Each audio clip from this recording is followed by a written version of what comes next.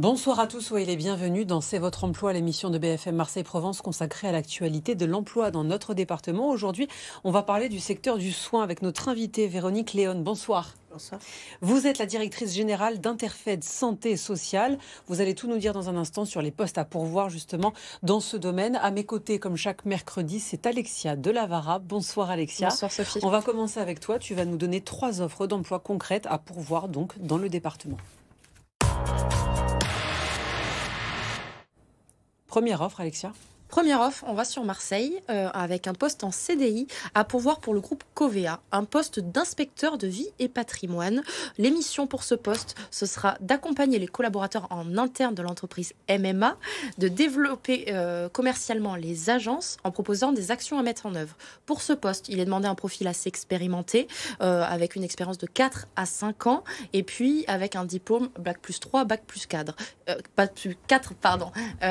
Pour ce poste, on vous demandera de savoir travailler en équipe, d'avoir un bon relationnel et surtout une fibre commerciale. Si vous avez le profil, n'hésitez pas à candidater sur l'adresse qui s'affiche à l'écran.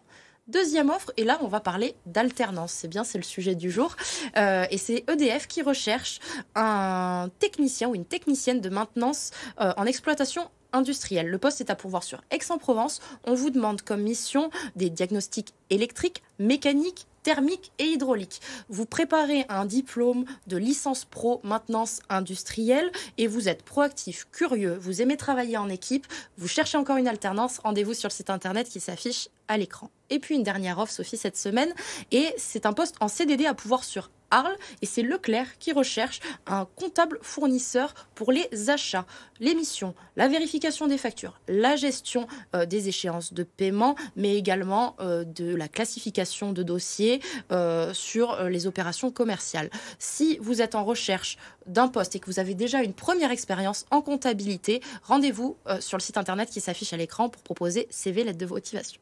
Merci beaucoup Merci, Alexia Sophie. pour ces offres. On passe à l'invité de C'est votre emploi.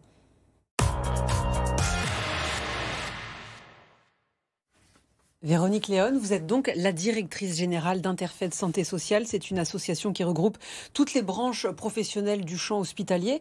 Vous allez nous parler de postes à pourvoir dans ce domaine. Lorsqu'on parle de tous les postes hospitaliers, concrètement, on parle de quoi? Si vous avez quelques exemples à nous donner de métiers. On a des aides-soignants, des infirmières, des manipulateurs radio, jusqu'aux médecins. Jusqu'aux médecins. Et ça, c'est un secteur qui recrute dans le département? Alors c'est un secteur qui recrute de manière générale sur la France entière. Ce sont des métiers en tension, essentiellement 2 métiers, infirmiers et aides-soignants. Au jour d'aujourd'hui, il y a une très grosse pénurie, on manque de candidats. Donc c'est pour ça que les fédérations se sont lancées dans l'apprentissage pour essayer de recruter et d'attirer vers eux, je dirais, des tas de candidats. Mais de manière générale, voilà, il manque du personnel sur beaucoup de métiers. On est à 10% de personnel en moins sur l'ensemble des structures, donc ça fait des chiffres énormes. Et on en parlait avec un groupe hier, il leur manquait à peu près 2000 personnes au jour d'aujourd'hui. Dans le département, pour qu'on Sur la focalise région. Vraiment sur la région. Okay. Justement, à l'échelle de la région, c'est 2000 personnes qui manquent ou c'est plus que ça? Ah, c'est beaucoup plus que ça. On est beaucoup plus sur du 10 000 que du 2000. Donc il y aurait 10 000 postes à pourvoir dans les secteurs médico-sociaux à l'échelle de la région. Sanitaires et médico-sociaux. Sanitaires et médico-sociaux. Cliniques, hôpitaux, mais aussi EHPAD, donc maisons de retraite, etc. Petite enfance, les crèches. Quand on parle de tous ces postes à pourvoir, alors on s'imagine, si on parle aux jeunes, il faut d'abord qu'ils se mettent dans la tête du diplôme à passer. On va parler dans un instant avec toi, Alexia. Mais pour ceux, par exemple, qui n'ont pas de travail, qui sont au chômage ou bien en reconversion, est-ce qu'il y a des postes vers lesquels on peut se tourner directement? Tous les établissements de santé recrutent au jour d'aujourd'hui avec et sans qualification. Alors quel poste concrètement? Parce qu'un infirmier, il faut d'abord faire les études, par exemple. Infirmier, il faut des études. Mais sur les postes sans qualification, on a les ambulanciers. Il y a une très forte demande au jour d'aujourd'hui au niveau des ambulanciers, des aides-soignants, des auxiliaires de puériculture. On a aussi une tension qui est en train de se créer sur les secrétaires médicales, sur lesquels un niveau bac suffit. On peut tout à fait rentrer sur le marché du travail. Et après, on a le choix entre l'apprentissage pour les plus jeunes, le contrat de professionnalisation, mais aussi la période de professionnalisation et la PROA pour les gens qui sont déjà salariés et qui ont besoin de se reconvertir. Donc il y a quand même pas mal de dispositifs. Et toutes les fédérations, qu'elles soient publiques, privées ou associatives, mettent en place, je dirais, des dispositifs pour attirer les gens et les conserver, les fidéliser pour la suite. Et les faire monter en compétences d'ailleurs, ce qu'on oublie souvent. Là, on a parlé de 10 000 postes à pourvoir, on a parlé de métiers en tension. Comment on peut expliquer cette pénurie? Est-ce que c'est lié à l'attractivité des métiers, à la difficulté des métiers? On parlait d'aides-soignants, d'ambulanciers. Est-ce que c'est des métiers qui sont physiques ou qui demandent une flexibilité particulière? Qu'est-ce qu'on peut dire aux téléspectateurs qui s'interrogent aussi Ce sont des métiers qui sont exigeants, on va dire, pas forcément difficiles, mais en tout cas exigeants. Effectivement, c'est un métier qu'on ne fait pas du lundi matin 9h au vendredi soir 17h. On travaille la nuit, les week-ends, sur des amplitudes horaires qui ne sont pas toujours celles du conjoint ou de la famille de manière générale. Mais pour autant, ce sont des métiers passionnants. L'humain est au centre du jeu. Je veux dire, on peut progresser. Contrairement aux idées reçues, on peut progresser, on peut partir évoluer, être soignante, on peut devenir infirmier. Enfin, je veux dire, il y a des passerelles qui existent. On peut changer complètement, être aide-soignant et devenir ambulancier, ou inversement, ou se reconvertir dans la petite enfance. Je veux dire, ça, c'est des représentations que les gens ont, les jeunes ont, et il faut arriver à dépasser ça. Et l'apprentissage, c'est bien pour ça, parce qu'on est au quotidien dans ces métiers-là. On parle d'apprentissage. C'est quoi les modalités d'apprentissage? C'est-à-dire que on peut imaginer une aide-soignante en apprentissage. Est-ce qu'un établissement hospitalier ou médico-social va lui donner l'opportunité d'aller au contact des patients? Est-ce que réellement dans la formation, la pratique a sa place? Parce qu'on imagine quand même des métiers dits sensibles. On est en contact avec les patients. Qu'est-ce qu'on peut dire sur cet aspect-là?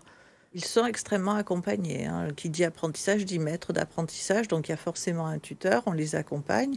Ce sont des formations qui sont très pratiques, c'est-à-dire qu'il y a une partie, la moitié, on va dire 50% de cours théoriques, et il y a 50% de stages. Et en apprentissage, il y a encore du temps, ce qu'on appelle du temps entreprise, où on va pratiquer, où on va discuter avec son maître d'apprentissage des difficultés qu'on peut avoir, ou au contraire des réussites. Je veux dire, donc c'est complet. Ce sont des formations qui sont très accompagnantes. Donc il n'y a pas de difficulté.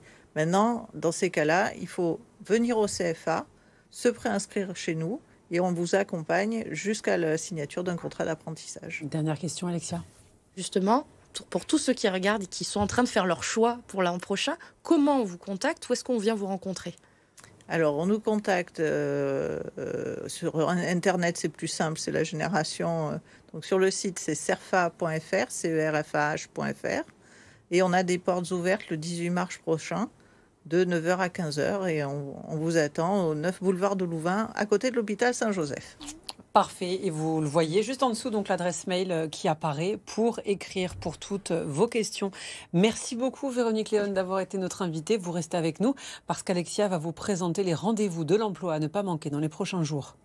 D'abord, la candidature de la semaine, on a failli l'oublier parce que parfois, on n'en a pas. Parce que peu de monde. Et puis aujourd'hui, on en a une. On est très contents. Je t'en prie. Alors, la candidature de la semaine, c'est... Je vais pas m'exercer à prononcer mal le nom, c'est Ai Dang qui recherche un poste de commercial. Et on l'écoute, il a fait l'effort de nous envoyer sa candidature. On lui laisse la parole. Bonjour à tous, je suis Ai Dang, j'ai 49 ans. J'ai exercé jusqu'en 2021 le métier de manager multisite dans la restauration rapide. J'ai entamé en 2022 une reconversion réussie en obtenant en 2023 mon diplôme de bachelor de commercial spécialisé en acquisition numérique avec l'école Rocket School Marseille. Je suis à la recherche d'un travail qui me permettrait d'accompagner une entreprise dans sa croissance et son développement commercial. Idéalement basé à Aix-en-Provence, Salon de Provence, à Avignon et Marseille-Centre. Alors que pour ceux que ça intéresse, comment on le contacte ? Alors, si vous voulez contacter Ai Dang, vous avez vu, il n'a pas peur du challenge et recherche une opportunité, vous envoyez un mail à cvotreemploi@lavara.fr, on vous mettra en relation et on espère lui trouver de belles opportunités derrière. Et puis, on vous attend aussi pour les candidatures vidéo, une trentaine de secondes. Une trentaine de secondes, on se présente à l'écran, c'est une belle visibilité pour ceux qui recherchent de l'emploi et il y a beaucoup d'employeurs qui sont à l'écoute aussi, donc n'hésitez pas à nous envoyer tout ça. Et ça marche toujours. Merci beaucoup, Alexia. On passe au rendez-vous emploi.